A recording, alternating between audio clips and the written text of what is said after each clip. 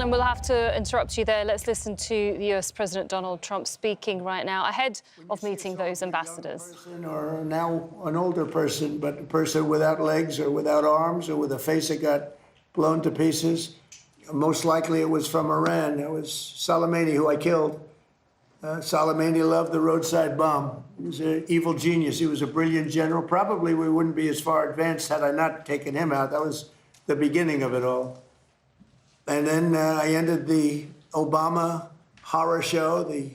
The nuclear transaction that he made was horror. It gave him a road to the, you call it, I mean, what the deal that he did, the Iran nuclear deal, was so bad. It gave him a road to a nuclear weapon. And I will tell you, I deal with him. You cannot give Iran a nuclear weapon. This is all about a nuclear weapon. They cannot have the nuclear bomb, and they're not going to have the nuclear bomb. So we've taken out their military. We've hit about 75% of our targets. We stopped a little early because they wanted to have some peace. And we have a blockade that's 100% effective. And they're getting no business. And as you know, they're not doing well economically, financially. They're not doing any business because of the blockade. They want to make a deal.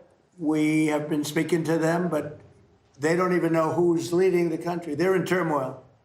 They're in turmoil. So we thought we'd give them a little chance to get some of their turmoil resolved. But, you know, and I hope the fake news, people like you, I hope the fake news are going to be able to write about it accurately, because when you say, oh, they're fighting very well, they're not fighting well. They've been obliterated, Jeff, obliterated. 159 ships are in their Navy. You know how many ships are at the bottom of the sea, Jeff? 159. So, you know, and if you read the New York Times, the failing New York Times, subscriptions are way down, as you know. That's because people don't believe the stuff anymore. If you watch CNN, you'd think that they're doing well in the war. They're not doing well. They're getting absolutely decimated. Now, with all of that being said, we'll see what happens. They have a lot of, we have no pressure. It's only guys like you with a question like that about what's your time. We've been doing it for 5.5 weeks. But sir, is your administration, Mr. President, 8 weeks that the U.S. now has been involved with Iran. You had initially said it would be 4 to 6 weeks. Well, I hope that, but I also took a little break. I gave them a break. And remember this, I want to make the best deal. I could make a deal right now. Do you know that if I left right now, we had a tremendous success. It would take them 20 years to rebuild, but I don't want to do that.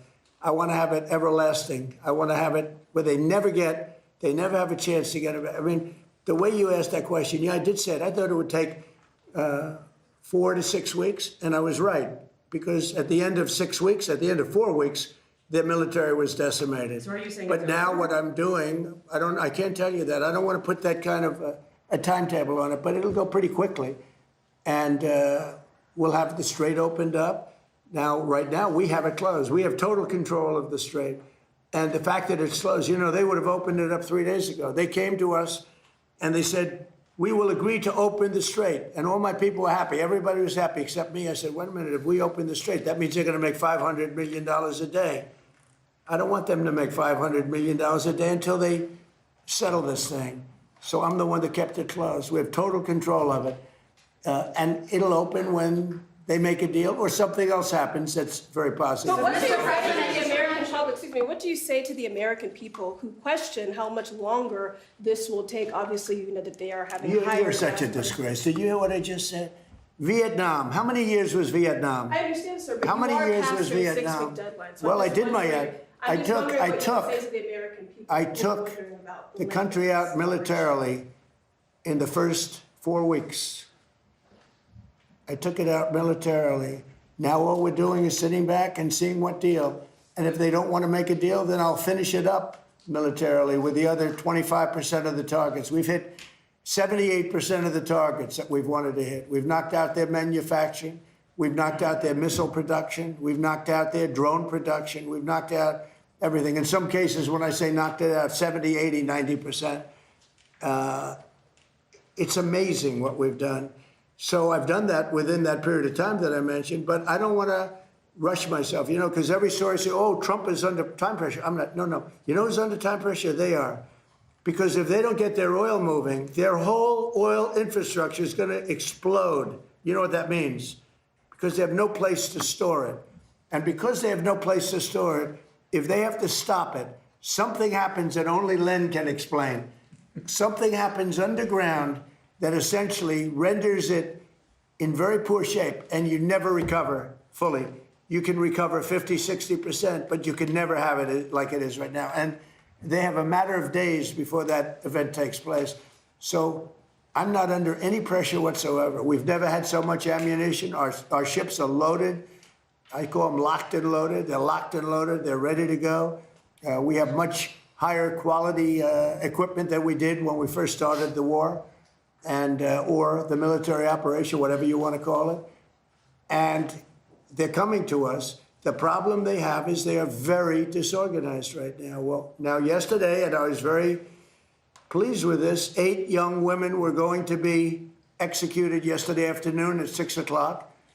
And I asked them, call it a favor or call it just a moral request that they not be executed. And they came back with an answer that they won't be executed. They're going to release, it was protesting.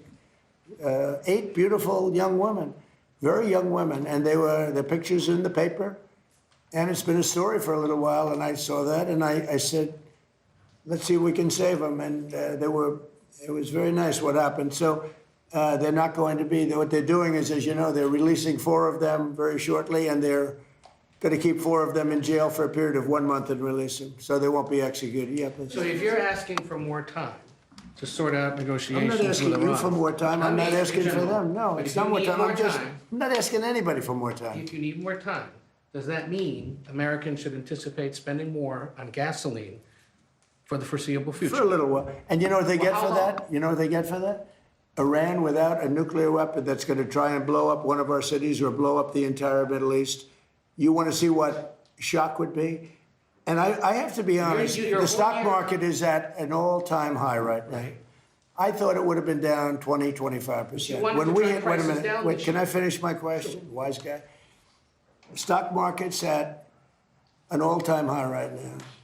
I projected, and I'm pretty good at this, that the stock market, Howard, would drop maybe 20%, 25%. And I understood that. And I said, hey, it's a bad thing, but I have to do what's right for the country, even the world, because you can't have them, you cannot let them have a nuclear weapon. So the stock market, unlike what a lot of people were predicting, I thought they weren't necessarily wrong. The stock market today hit an all-time high.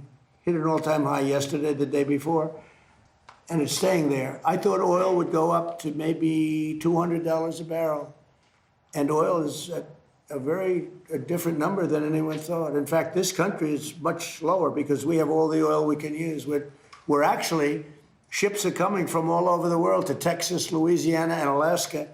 They're coming from all over the world to get oil from the United States, you know, while this is closed, the Hormuz Strait. So if you look at what I said, I guess it was right, because I said I'd have it 4 to 6 weeks, and in 4 weeks we have totally defeated that military. But you began So this right year- now, I don't want to rush it because you guys are, you know, trying to make us look as bad as possible. I don't want to rush it. I want to take my time. We have plenty of time, and I want to get a great deal. I want to get a deal where our nation and the world is safe from lunatics with nuclear weapons. Yes. And if it does go to 200, are you okay with that, sir? If oil goes to 200? I think that there's nothing worse than a nuclear weapon that takes out one of your cities or 2 of your cities or 3. I think there's nothing worse than a nuclear weapon that's going to destroy the Middle East, including Israel. I think there's nothing worse than Europe being under attack by people that have missiles now that reach Europe. As you know, they don't reach us, but they reach Europe. But they will reach us at some time, probably the not too distant future, unless we stop them now. I think there would be nothing worse than having nuclear holocaust in Europe, London, Paris, various places in Germany, all targeted. No, what I say is you can't let them have. I don't think it will happen, by the way. I really think we actually, it turns out that we are drill baby drill, and it turns out we're producing a lot of oil, and they're buying the oil. They're going to Alaska, they're going to Texas, Louisiana, and our guys have done a fantastic job. We're putting out right now more oil and gas than we ever have in the history of our country. And one other thing, there are more people employed today in the United States than ever in the history of our country. Okay, I have a question, sir. Is it true that your administration is considering sending 1,100 Afghans to the Democratic Republic of Congo? And if so, do you have a response to I launch? don't know, I'd have to check that. Do you plan to Please, bring no, behind Thank you, you, Mr. please. President. Breitbart News' Matt Boyle just published an interview with Greek Prime Minister Mitsotakis, in which the Prime Minister said that he's rooting for you to succeed in getting a deal with Iran. And he also said he looks forward to hosting you in Greece later this year. Do you have any It's very response? nice. No, it's really nice. I mean, Greece has been very supportive, actually. Greece has been terrific. He's a terrific guy because he understands the importance of it. You know, oil goes up a little bit. I hate it. You know, I was the one that had it down to $60 a barrel.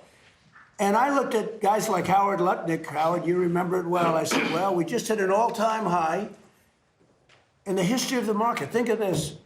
When we hit 50,000, I was told, everybody was told, when I won the election, November 5th, they said, well, during the 4-year period, it'll be impossible for the Dow to ever reach 50,000. It'll be impossible for the S&P to ever hit 7,000. Impossible. And you remember that, Howard, right? It was going to hit maybe 6, 7 years, 8 years, but I did it in my first year, hit 50,000. Now it's just about at 50,000, and S&P is higher than it was when we started. And S&P hit over 7,000, and that was before the year ended up 1 year. So I can only tell you this: it'll end. I don't think it'll be very long, by the way. They're delaying it because we don't know who to deal with. They are in, you know, they know who the leader is in this country. We don't know who the leader is in Iran. Because remember, regime change. Khomeini is gone. He's gone to greener pastures. He's gone, and all of his team is gone. Then a second group came in, they're all gone. And now you have the third group, and they're a little concerned about being gone too. Sir, would you use a nuclear weapon against Iran? You posted on No. Truth Social No, a few weeks ago. we don't need That's it. not Why do what I need it? Why would a stupid question like that be asked? You posted Why on would I Truth use a nuclear weapon when we've totally, in a very conventional way, decimated them without it? No, I wouldn't use it. A nuclear weapon should never be allowed to be used by anybody. Have you planned Iranians given a Onto the timeline state of when visit, they sir, could give which you a we're proposal? all very much looking forward to. Prince Harry today has said that he would like to see you do more to end the war in Ukraine. Do you think it's appropriate for a royal to make those comments ahead of the visit on Monday? Prince Harry? Yes, sir. How's he doing? Is it How's his Ukraine? wife? Please give her my regards, okay? No, I don't know. I know one thing. Prince Harry is not speaking for the UK. That's for sure. I think I'm speaking for the UK more than Prince Harry.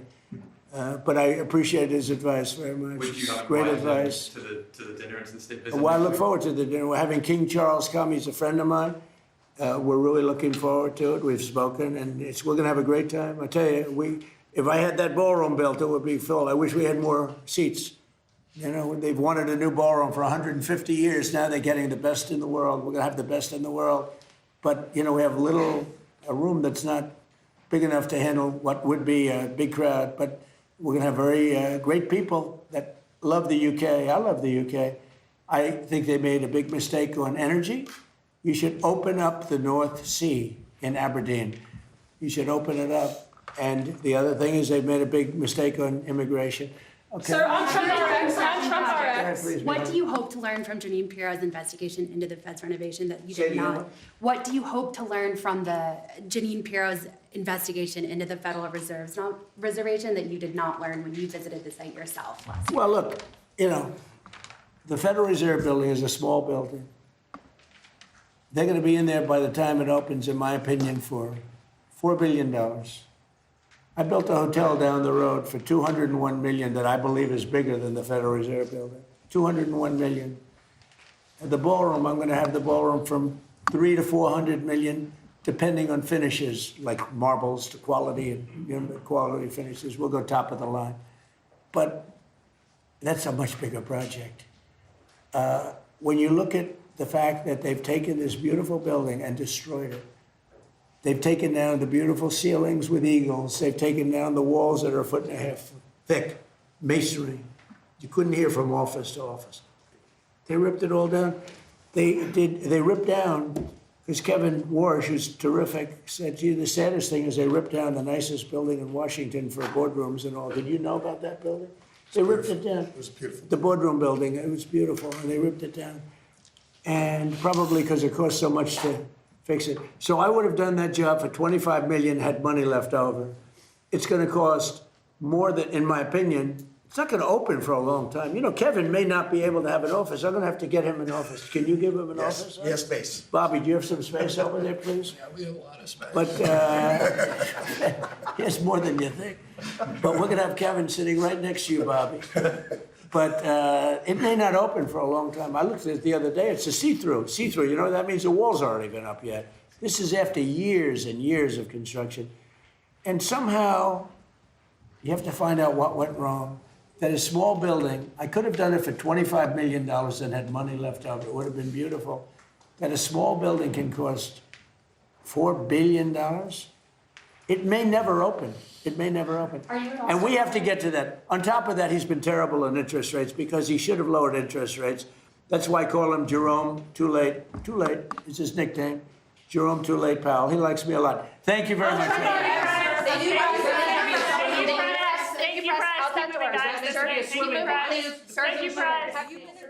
All right, let's bring in our chief US correspondent, Alan Fisher, in Washington, D.C. Ali, quite a lot of tension, Alan, rather, quite a lot of tension there between Trump and reporters, sort of squeaming from those questions.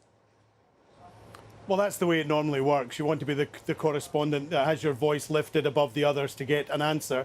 Certainly the two things that stand out for me are Donald Trump saying that he doesn't want to rush it. They're not quite clear who they're dealing with in Iran. They have to get to the leadership there to be able to make a deal. No one asked the question. When Donald Trump was posting on social media on Friday, he was saying the Iranians had agreed to no enrichment of uranium, to no nuclear weapon ever, to no reparations for Iran. Who was he speaking to? Who was he posting saying that the Iranians had agreed to that? The other thing that will make news is that Donald Trump said he would never use a nuclear weapon. That, of course, comes not long after. Again, he posted on social media that an entire civilization could end tonight, which seemed to be many people, including in European capitals and here in the United States, felt that that was an implicit threat that Donald Trump was considering nuclear weapons. Apart from that, it tended to follow the usual pattern of Donald Trump saying that the original Iran deal was terrible and had to be redone, that he'd taken out the Iranian military in 4 weeks. He still thinks that there's been a huge military success for the United States, and arguably that's the case. But he says that they still want to come up with a deal. He would like to come up with a deal, and he would like to get that done, but he is not going to be rushed into it. All right, thank you very much. Alan Fisher there with the latest for us from Washington, D.C.